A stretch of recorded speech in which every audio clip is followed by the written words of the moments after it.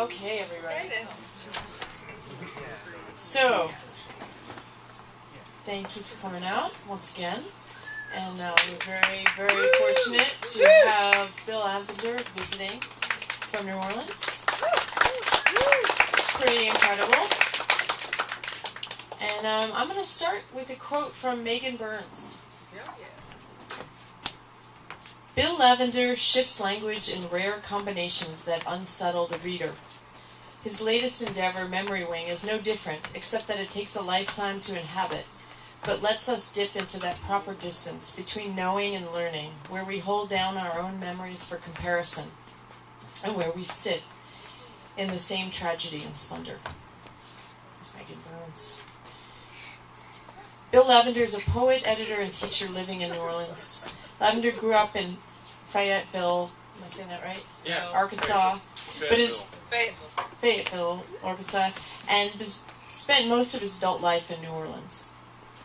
He is the publisher of Lavender, Inc., a small press devoted to contemporary poetry, and he's the managing editor of UNO Press at the University of New Orleans. Or do you say it that way? UNO. He is the author of more than a dozen books, including Eye of the Storm, which includes passages on the Katrina disaster, and an innovative book of short poems while sleeping. He has also edited the groundbreaking anthology, Another South, experimental writing in the South. Oh my God, she's such a ham bone. She won't be doing this during your reading, don't worry. Why not? Okay, from University of Alabama Press. His poems and stories have appeared in dozens of print and web journals and anthologies, and his essays and theoretical writings have been published in Contemporary Literature and Poetics Today, among others. Bill Lavender writes the song for a beloved mule, sung with the secret alchemical instructions for bedeviled memories, and a how-to guide for compassion speaking in tongues, and interpreting nightmares under the flaming lamp of germinating language. Please welcome Bill Two Snakes Fucking Lavender.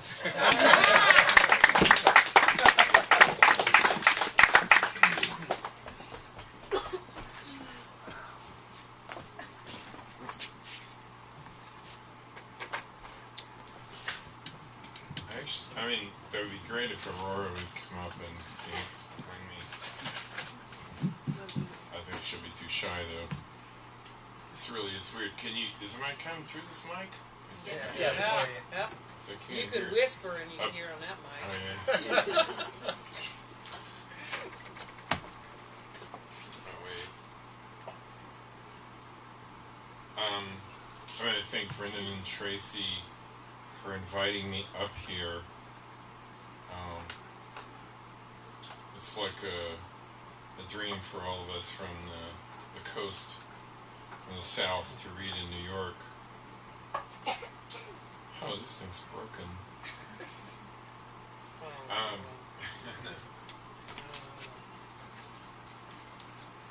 But it doesn't matter. I'll use another device. Another appliance.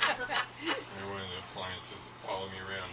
But thanks so much to Brendan and Tracy for inviting me, and all of y'all for coming out. And so I'm going to read to you from my verse memoir, Memory Wing. Again, the main difference between Annalisa and me is that I have shit to sell. So if you feel the desire, I do have these books. They're cheaper than you'll get them for on Amazon. Like if somebody resigns them or anything. And also, if you'll review it, I'll give it to you for free. If you have a friend who'll review it, I'll give you a copy for them for free. And or if you have some other situation like that. It basically, anything you can do to help me not have to carry them home to New Orleans, that would be great. Sorry. So. Never went off. Until that. So I'm going to read to you. This book is a long verse memoir. It's arranged in quatrains. They look like this. They're like free verse quatrains. And it's in 3 segments. And I'm going to read to you the first segment, which is spoken to my mother on her deathbed. And I'm remembering stuff that happened around the time I was 15 in the aforementioned Fayetteville, Arkansas.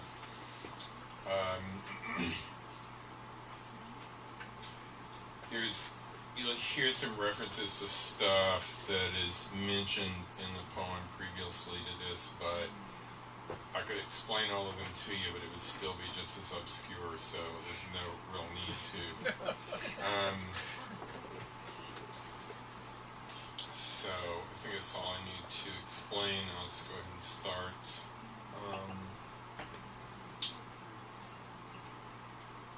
It's going to start in medias res, but it ends actually at an end point at the end of the 3rd section.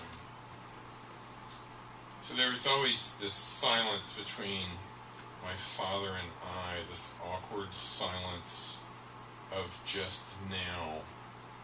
He would say, "Can't say a word, can you?" when I was in trouble over something and getting to talk. "You can't look me in the eye and can't say a word, can you?" No, I didn't know the look of the floor, the asbestos tile with its smeared pattern, the thin mahogany baseboard, the gray plastic cups on the chair's feet, the rough edge where the tile met the mortar of the hearth, and inside the ashes, the stone darkened with smoke. It smelled of smoke.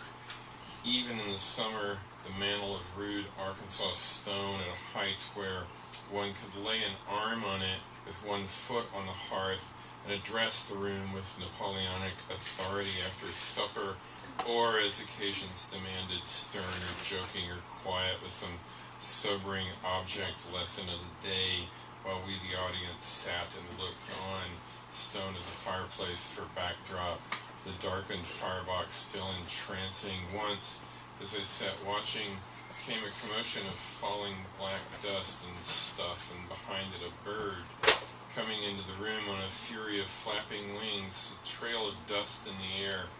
You said it was a swift, and I ran around crazy trying to catch it, careened around the front room, bouncing off the windows, getting behind the curtains. I was right behind it and felt the gray feathers flutter in my hand once or twice, then finally trapped him in a corner of the window frame, pulled back my hand, only the bird's head sticking out, panicked, panting, heart aflutter, the worthless little beak biting sideways at my finger, and I wanted to keep it, but you said, "Let it go, they keep the chimney clean." So I took it outside and threw it up in the air, where it shuddered, stumbled, then caught itself and pulled up into the red oak, disappeared among the foliage. The creek that came down the backyard ran under that red oak, widened there to form a pool blackened by leaves, and when it rained, the creek would run a torrent and spread out into the yard below, taking the leaves and the crawdads and the tadpoles and most of the gravel driveway with it. At night, I mulled its motion, the slick calm, the ripples from a falling leaf, and then the sudden roaring current that emptied the pond and left things flipping in the grass. Black pond under black air, electric charge in the atmosphere. It opened down like a well. Like that well, me and Johnny looked down and saw our faces in the bottom, looking up out of a portal, and something moving, rippling the water.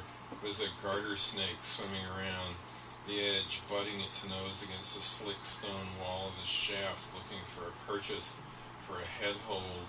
We dropped sticks down at it, saw our faces waver like ghosts, and then something grabbed us, lifting us, kicking and yelling off the ground.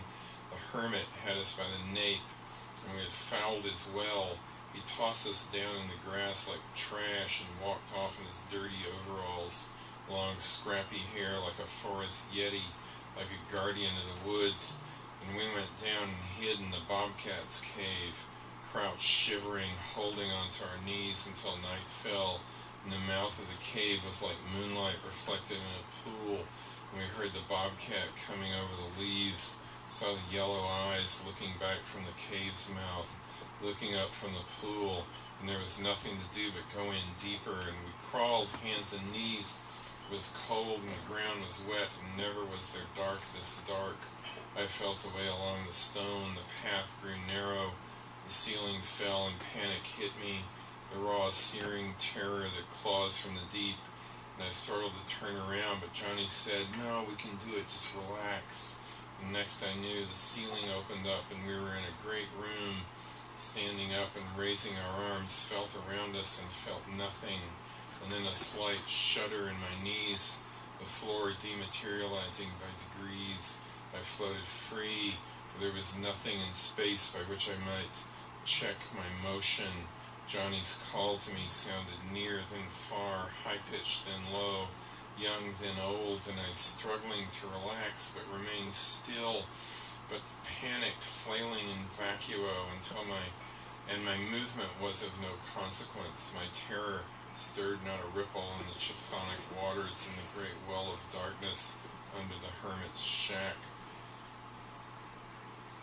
She stirs now, snuffling in sleep, mumbling at the window, snow rising up beyond it, whirlwind of souls. "Is that you?" she says. "Mama was just here." And I say, "Ah," and she says, what was that you were saying?" And I say, "Oh, it was nothing, I was just reading you a poem."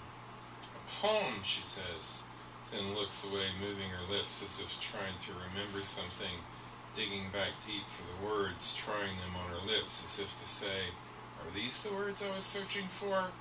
How does that poem go again?" I half hear an echo of the phrase. Perhaps if I move my lips, the sound will remember itself there. Rhyme and rhythm move through me, make the words I have forgotten come from my throat, a funny feeling in my throat. Like that morning I was about 5, rubbing sleep out of my eyes. I wanted to tell her how my throat felt. "My throat's kin," I said. The word spoke itself, and when it did, I knew where words came from, how they arose directly from the things they described. Tree called itself tree, plate, plate, water, water, going, going. They were precise and irrevocably connected, required no definition. Rather, their sound alone said them as clearly as could be said. But then she said, "What?" and laughed a little at my cuteness. "What do you mean, kin?" And I was embarrassed and didn't trust my words after that. Kept my auto-speech, my speaking in tongues to myself. At the Pentecostal holiness down the road from Johnny's, we'd watch through the window as they stood in the aisles and talked like that. I went to Catholic school, though, because my birthday was in October, and the Catholics would take me when I was technically still 5. I had never seen a nun before being abandoned to Sister Marietta to learn my alphabet, and then my phonics, at which for some reason I excelled.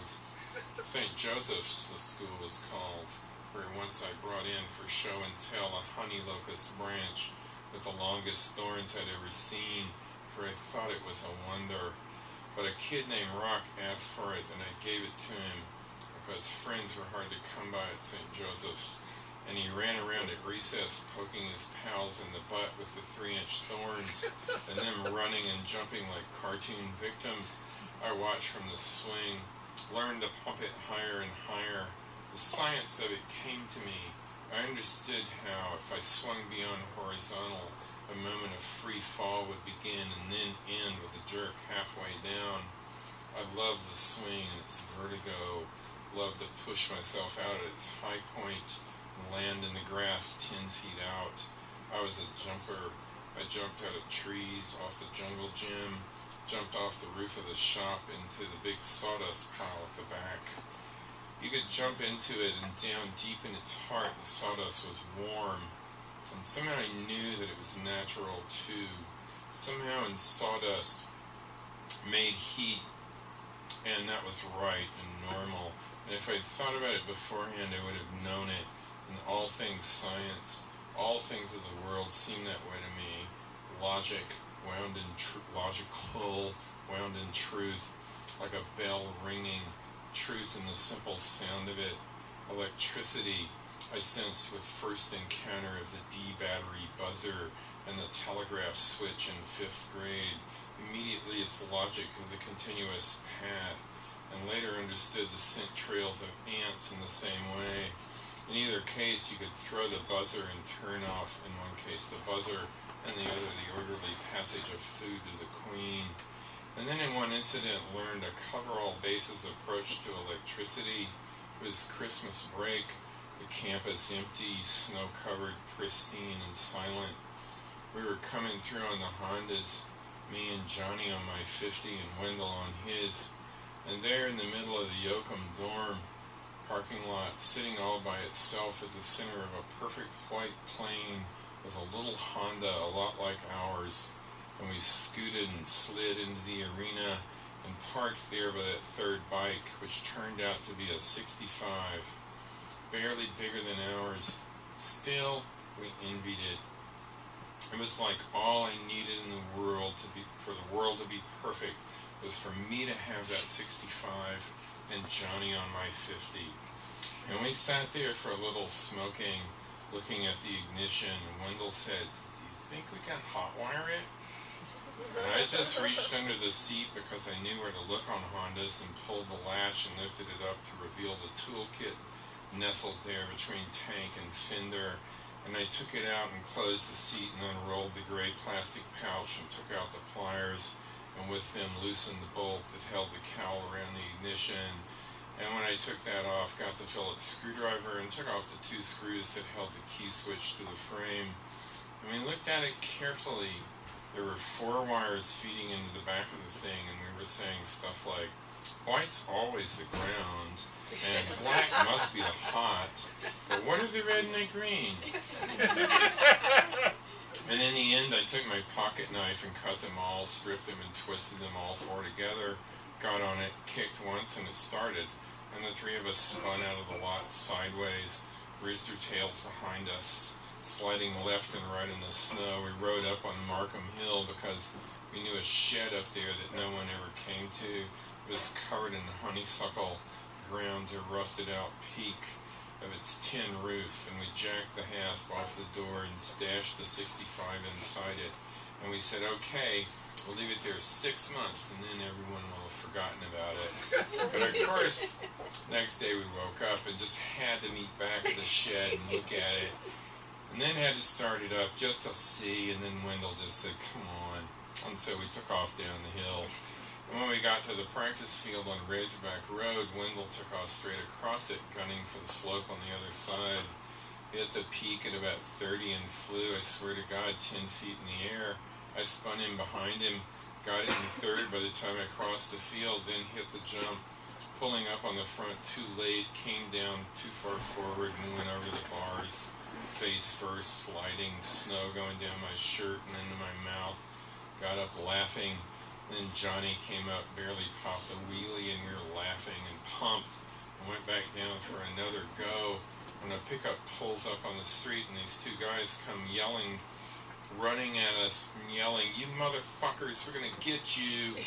And I see them and I drop the 65 on its side in the snow and run to jump on back with Wendell, but he leaves them. But he sees them too and guns it and leaves me jogging up the slope with the guys gaining on me.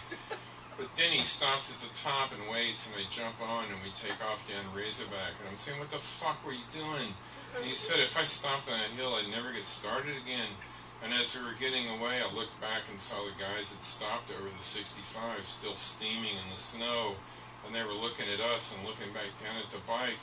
They didn't know it was stolen. They were just coming to kick us off the practice field. And later that evening, we sat and smoked and said, "Jesus, we were so dumb." But imagine what those guys thought. Did you see them standing there with their mouths open? And we laughed. Anything that made them feel like the idiots they were pleased us immensely. The slightest look of befuddlement or incredulity was a great prize. Once riding along, we saw some kids playing basketball in a driveway, and we rode right up under the basket. And Wendell grabbed the ball and threw it to Johnny, who was on back with me, and we rode off with it, the kids' mouths open, their eyes bugging out. I don't know, like you said, how we didn't get killed. would fall, get up, wipe the gravel out of the knee wounds, and then get back on because nothing mattered. It was a continuation at all costs, complete the circuit, ceaseless effort, from the moment of waking to the brink of sleep. We had a minute to spare. Everyone had always said it was so totally safe around Fayetteville. You could leave your house open, your keys in your car. So really the only thing holding us back was our own sensitive conscience, the firm conviction, yet also the desire, also the necessity that we be the evil and they be the good. And sure, we'd mope around in guilt sometimes, but in truth, never the slightest temptation to switch sides. What was there, after all, in the good to tempt us? What manicured lawns, what star-patterned formica, what turquoise appliance would ever cause us to consider giving up the superhuman delight of being the worst in school, the incorrigible, the unrepentant, the lost, the ones who didn't care because there wasn't anything the adult world could do to them. And the other day I was talking to a guy I know, a poet, his name is Christian, and he was saying how he just missed how science is about to conquer death, but it will come just a little too late for him. If only he had been born one generation later, then he would have lived forever. And I thought it strange that anyone could believe such a thing, but it made me think what it would be like to keep on living and living. Like if I lived for 2,000 years, would Jimmy Balls still be out at the end of the driveway leaning against the maple tree? And the preacher with the cerebral palsy at his pulpit for all those eons? And Wendell on his Honda, cigarette dangling till the end of days? Carolyn in the woods? Me and Pop carrying the boards with the graffiti on them? Or would it be like the antenna tower I used to climb? I'd climb it up the side of the house. You could go all the way to the roof if you wanted. And one day I was sitting around not doing anything and sort of out of the blue said to Pop, "Did I climb the antenna tower and fall off it?" Asked this even though I didn't remember such a thing. It just occurred to me for no reason that it might have happened and I didn't remember. And Pop said, "Yeah, it almost killed you." And we never said another word about it. Would it be like that? Would there be all these immortal people who couldn't remember having begun? Or would those be the chosen of the earth, the seers, those we lock in the memory wing, far from our own prying eyes? And Mama says, "Mama." Her eyes come open and look at me, and she says it again, "Mama, don't." Looking worried and then confused, and then I see myself coming into focus in her eyes, the look changing from urgency to disappointment. She lays back on the pillow, looks up at the ceiling, acoustic grid meeting the gloss-painted walls, and I say, "Well, I guess I better go. It's getting dark and the snow's still falling." "Yeah," she says, "the roads." And I say, "Don't worry, I can drive it. I'm pretty good in snow. I learned that here in Vancouver." She says, "It'll be bad tomorrow." And I say, "I'll be back in the morning. Doesn't matter. If the snow sticks on the roads tonight, I'll put on the chains. If I have to, don't worry. I can go most anywhere in chains." Thank you.